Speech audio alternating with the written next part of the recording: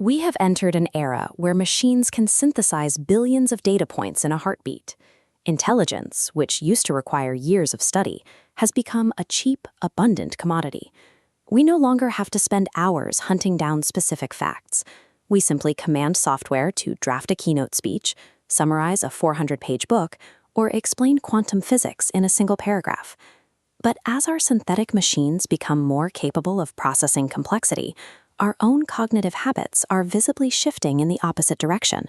We are seeing the rise of popcorn brain, a state where constant exposure to 15-second algorithms fractures our attention spans. Our minds jump frantically from one hit of dopamine to the next, struggling to stay on a single thought. The result is a strange contradiction.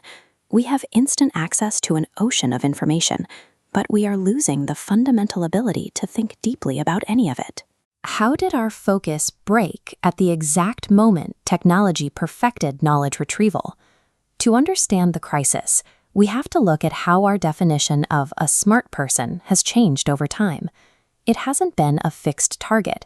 It has mutated across 4 distinct technological eras. By tracing how technology systematically replaced old cognitive skills, we can see exactly what is required to maintain a functioning mind today.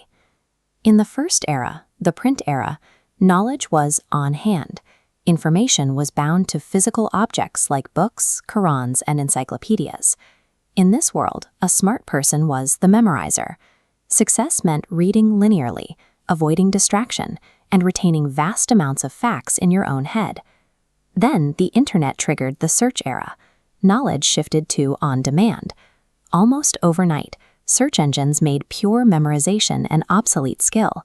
When you can look up a date or a formula in seconds, holding it in your brain becomes less important. The new archetype of intelligence became the searcher. Survival now depended on skepticism, the ability to curate valid sources and verify information in a flood of results. We effectively transferred the burden of storing data to machines, which forced human intelligence to adapt to the new burden of filtering that data. But filters eventually gave way to the algorithm era. Information is no longer something we search for.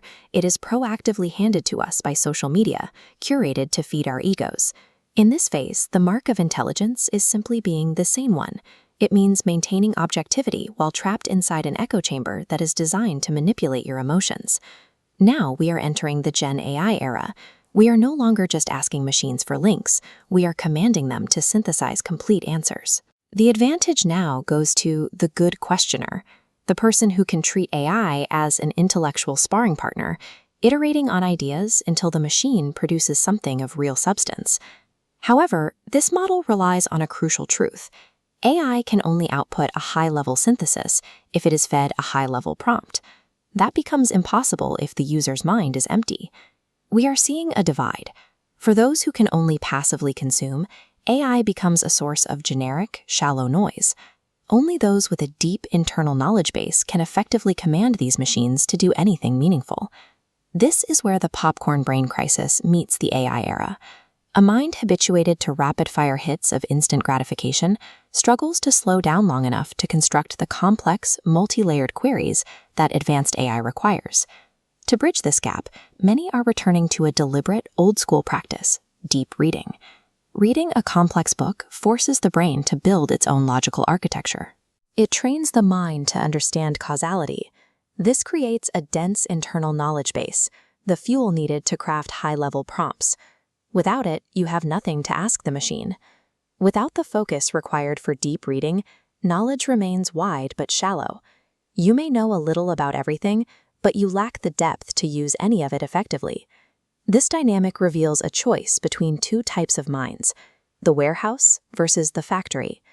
A warehouse mind merely stores raw, unexamined facts. In the digital age, treating your brain like a warehouse is a losing strategy. You cannot compete with the infinite storage of a server. The factory mind, however, takes in raw data and processes it into entirely new formulas. It actively creates value by connecting dots, which is the only sustainable path for human relevance. And no technology can cure human laziness, and no algorithm can provide a moral compass or a set of ethical values. These remain the exclusive domain of the human mind. In a future where synthetic intelligence is cheap, true value will be defined by the things a machine cannot replicate: our depth of focus, the quality of our questions, and our moral wisdom.